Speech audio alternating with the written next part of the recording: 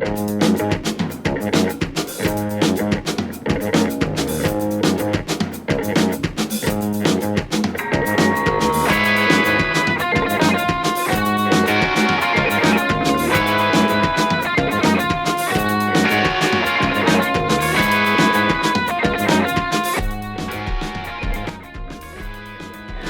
promote courses in Southern California, and I'm excited to say that I teach them too.